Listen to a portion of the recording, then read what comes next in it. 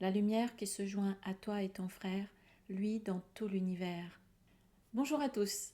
Il y a quelque temps déjà que je voulais faire une vidéo sur le pouvoir de la lumière. Et je me suis rendu compte que j'en parle très souvent dans mes vidéos. Et en fait, c'est tout simplement parce qu'un cours en miracle en parle beaucoup aussi. Dans un cours en miracle, la lumière est partout. J'ai eu cette prise de conscience sur le pouvoir absolu de la lumière il y a quelques années. Ça m'est venu soudainement et c'était accompagné d'une image mentale.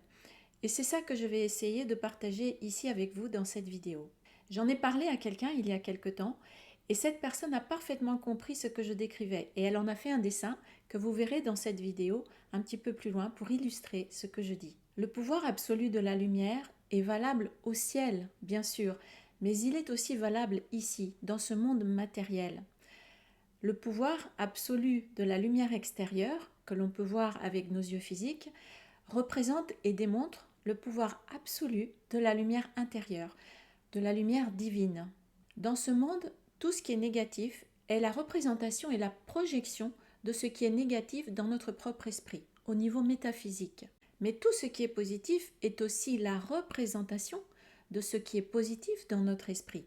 C'est le symbole extérieur, très pâle, mais c'est un symbole quand même, de notre nature intérieure. Et dans la vraie réalité, seul le positif est réel. Tout le reste est ton propre cauchemar et n'existe pas. Seules les créations de lumière sont réelles. Apprends que même le plus noir cauchemar qui trouble l'esprit du Fils de Dieu endormi n'a pas de pouvoir sur lui. Il apprendra la leçon de l'éveil. Dieu veille sur lui et la lumière l'entoure. Cet exemple de la lumière en est une illustration éclatante, parce que dans un cours en miracle, Jésus nous parle beaucoup de la lumière, non seulement de la lumière qui est en nous, mais de la lumière que nous sommes, de la vraie lumière, celle de laquelle nous sommes faits et qui grandit à chaque fois que nous la partageons. Il est une lumière que ce monde ne peut donner.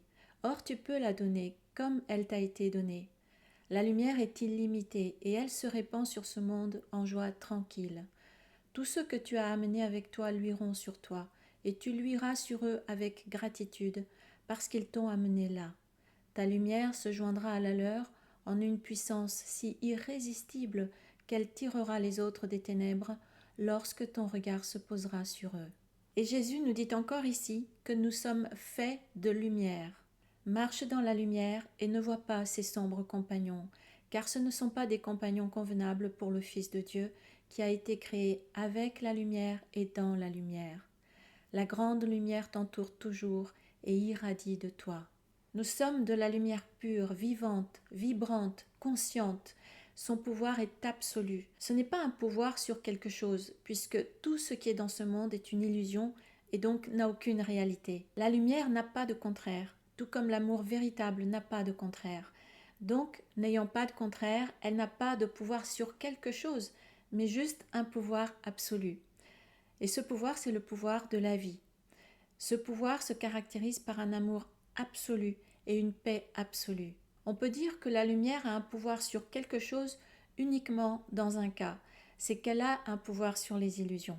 Elle a le pouvoir de dissoudre toutes les illusions dans notre esprit. Mais comme les illusions ne sont que des idées qui n'existent pas, des croyances fausses, la lumière a le pouvoir d'éclairer l'esprit et de lui montrer qu'il est en train de délirer et qu'il croit à des choses qui sont impossibles et qui n'existent pas réellement, même si elles semblent possibles et même si elles semblent exister. Tout se passe dans une partie de l'esprit du Fils de Dieu endormi, qui est le Christ et que nous sommes tous, et qui a commis l'erreur de croire la petite idée folle originelle et qui doit maintenant retourner en arrière pour défaire les erreurs de son esprit et réaliser que tout ça méritait juste d'en rire, comme nous dit Jésus avec cette phrase bien connue des étudiants d'un cours en miracle.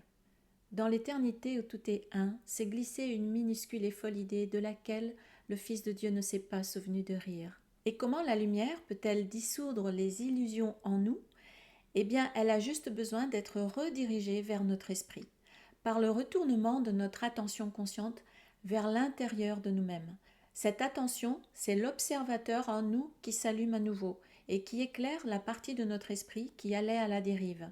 Nous nous étions détournés de nous-mêmes à cause des manipulations de l'ego qui ne veut pas disparaître. Mais il suffit de reprendre conscience de nous-mêmes.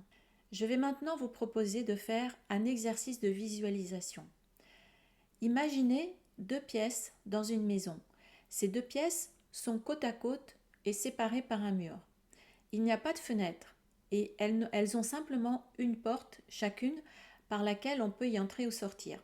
Les portes sont fermées pour ces 2 pièces. Les 2 pièces sont exactement pareilles, mais il y a une seule différence entre elles. C'est que l'une des pièces est plongée dans une obscurité totale et l'autre est éclairée. Vous vous trouvez maintenant dans la pièce qui est éclairée. Vous savez que de l'autre côté du mur, il y a une autre pièce, mais vous ne savez pas ce qui s'y passe. Alors, vous faites une ouverture dans le mur qui les sépare toutes les deux, une sorte de petite fenêtre. Et vous vous rendez compte que la pièce qui est de l'autre côté est dans l'obscurité. Il n'y a aucun éclairage. Pour vous, ça ne change rien. La pièce dans laquelle vous vous trouvez est toujours aussi éclairée qu'elle l'était.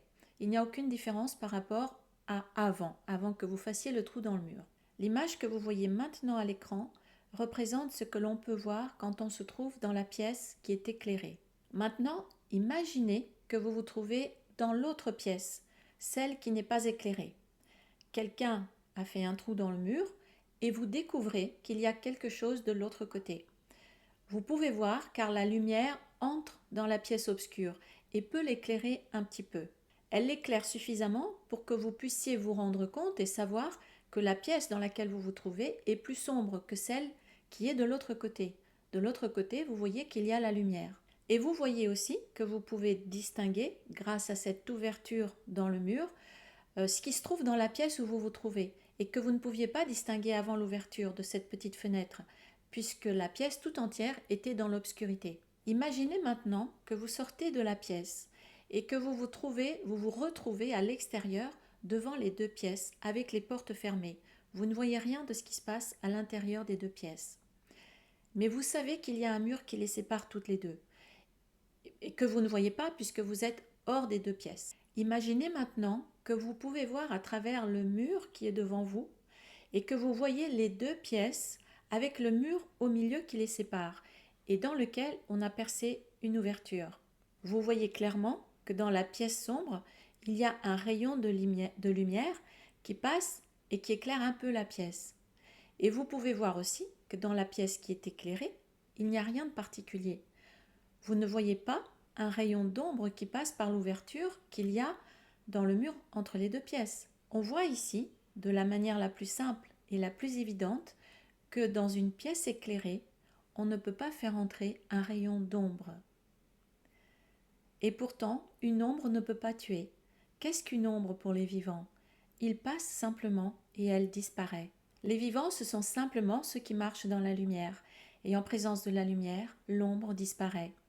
Alors qu'en présence de l'ombre, la lumière non seulement ne disparaît pas, mais elle s'étale. Et là où elle s'étale, l'ombre disparaît. Un rayon de lumière peut tout changer dans une pièce qui est dans l'obscurité. Un rayon de lumière n'éclaire pas toute la pièce, mais il éclaire assez pour qu'on puisse se rendre compte qu'il y a une ombre et voir de quel côté vient la lumière. Et il permet aussi de voir qu'il n'y a qu'un mur, il y a juste un mur qui nous sépare de l'autre côté, du côté d'où vient la lumière. Et que ce mur, il suffit de l'enlever pour que les 2 pièces ne fassent plus qu'une et que la lumière soit partout dans cette seule pièce qui reste. On ne pouvait pas voir cela avant que le rayon de lumière passe par l'ouverture. Il n'y a même pas besoin d'ajouter de la lumière. Quand on enlève le mur qu'il y avait entre les 2 pièces, la lumière de l'une éclaire complètement la nouvelle pièce qui est 2 fois plus grande que les 2 petites pièces qui étaient là avant. Et pourtant, il y a autant de lumière partout. La quantité d'éclairage ne diminue pas alors que la pièce est 2 fois plus grande. Maintenant, revenons à un cours en miracle. Comme on sait que ce qui se passe dans le monde et dans nos vies est la projection et la représentation de ce qui se passe dans notre esprit inconscient, cela démontre donc comment nos esprits peuvent, en acceptant notre lumière intérieure, s'éclairer eux-mêmes, nous éclairer nous-mêmes et aussi éclairer les autres esprits, ceux qui semblent se trouver à l'extérieur, de l'autre côté du mur. Ceux qui cherchent la lumière aussi, et tous la cherchent, certains la cherchent consciemment, d'autres inconsciemment. Ton esprit est une lumière si puissante que tu peux regarder dans leurs esprits et les éclairer comme je peux éclairer le tien. Nous voyons bien là le pouvoir absolu de la lumière en nous, et chaque fois que nous l'offrons, elle nous est rendue multipliée. Chaque frère que tu vois dans la lumière rapproche ta lumière de ta conscience. Laisse ton esprit luire avec le mien sur leurs esprits, et par notre gratitude envers eux, les rendre conscients de la lumière en eux. En retour, cette lumière luira sur toi et sur la filialité tout entière, parce que c'est le don qu'il convient pour toi d'offrir à Dieu. Mais tant qu'on est dans l'obscurité, on ne se rend pas compte qu'on est dans l'obscurité, puisqu'on ne voit rien, on ne voit donc rien d'autre que l'obscurité. On n'a pas d'élément de comparaison. Et si c'est ce qu'on a toujours connu, on croit que c'est normal de vivre en se déplaçant à tâtons et très lentement, avec difficulté, sans jamais savoir où on va. On croit que c'est normal. Tant que quelque chose d'autre n'est pas venu nous montrer le problème, nous ne savons même pas qu'il y a un problème. Ce quelque chose d'autre, dans un courant miracle, c'est Jésus qui est venu nous secouer un peu et nous dire « Regarde, tu as un problème, tu ne vois pas et pourtant la lumière est en toi. Regarde le problème avec moi. Si tu le veux, je peux t'aider à le résoudre et à retrouver la lumière et la liberté. » Par contre, tout comme dans l'exemple de tout à l'heure, nous voyons qu'un rayon d'ombre ne peut pas obscurcir une pièce éclairée. Dans notre esprit, c'est pareil. Quand nous allumons notre conscience, quand nous réveillons l'observateur en nous, aucun rayon d'oubli ne peut venir obscurcir notre conscience au moment où nous devenons conscients. Mais l'ego est très habile et très rapide, non pas pour nous apporter un rayon d'ombre dans notre esprit, mais pour nous détourner vite notre attention et pour nous faire replonger dans l'oubli de nous-mêmes, c'est-à-dire dans l'ombre tout entière. Alors, jusqu'à ce que nous ayons complètement défait l'ego, nous allons devoir pratiquer ce qu'il nous enseigne et nous exercer. C'est ce qu'il nous dit dès le début dans un cours en miracle. Ceci est un cours d'entraînement de l'esprit. Revenons pour quelques instants à la pièce qui se trouve dans l'obscurité avant que le trou ne soit fait dans le mur pour laisser passer la lumière. Donc cette pièce est complètement dans l'obscurité. Et on pourrait imaginer qu'il y a des lits dans cette pièce et que des personnes dorment sur ces lits et que toutes sont en train de rêver. Si une de ces personnes se réveille soudain dans son lit, elle se rend compte tout d'un coup qu'elle est réveillée et elle reprend conscience d'elle-même. Elle se rend compte aussi qu'elle n'est pas le personnage qu'elle croyait qu'elle était dans son rêve, qu'elle est bien plus que ce qu'elle croyait être dans son rêve. Elle va se souvenir de qui elle est vraiment. Elle va se réveiller, mais elle est toujours dans l'obscurité. Alors, comme elle est réveillée et qu'elle sait qu'elle n'est pas ce qu'elle croyait être dans son rêve, elle va croire que c'est l'ultime réalité et elle ne saura pas qu'elle n'est pas encore complètement libérée parce que, bien qu'elle sache maintenant qui elle ne sait pas encore que ce qu'elle voit n'est pas la vraie réalité parce qu'elle est toujours dans une pièce obscure, elle est toujours sans éclairage. Elle réalise aussi que toutes les autres personnes qui dorment dans les lits à côté ne sont pas non plus les personnages qu'elle croit être dans leurs rêves.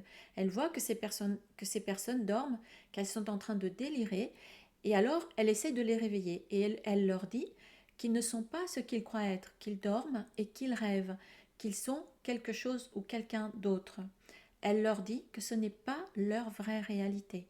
Et quand d'autres personnes qui commencent à se réveiller tout doucement vont lui demander comment il faut faire pour être bien réveillée comme elle va simplement leur dire qu'il n'y a pas moyen de provoquer les choses. Ça arrive quand ça arrive, il n'y a rien à faire.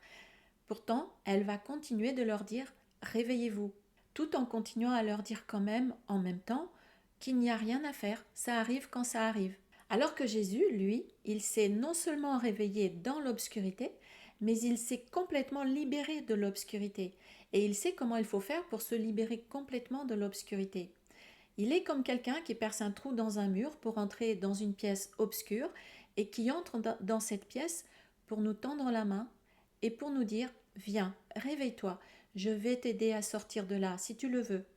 Je connais le chemin, je l'ai fait avant toi et je sais comment il faut faire et je vais te le montrer. » Et il ne nous laissera jamais sans son aide si nous acceptons l'aide qu'il nous offre. Tourne-toi vers la lumière, car la petite étincelle en toi fait partie d'une lumière si grande qu'elle peut t'emporter pour toujours hors de toutes ténèbres. Crois-tu que je te laisserai dans les ténèbres que tu as consenti à quitter avec moi ? Et c'est ça que Jésus nous donne, une main aidante sous la forme d'un enseignement théorique et une méthode pratique pour sortir complètement de cette illusion que nous prenons pour la réalité. Et en le suivant, et en suivant aussi le Saint-Esprit, nous nous éveillons progressivement du cauchemar que nous prenons pour la réalité. La vérité s'est précipitée à ta rencontre puisque tu l'as appelée. Si tu savais qui marche à tes côtés sur le chemin que tu as choisi, la peur serait impossible. Tu ne le sais pas parce que le voyage dans les ténèbres a été long et cruel, et tu y es entré profondément.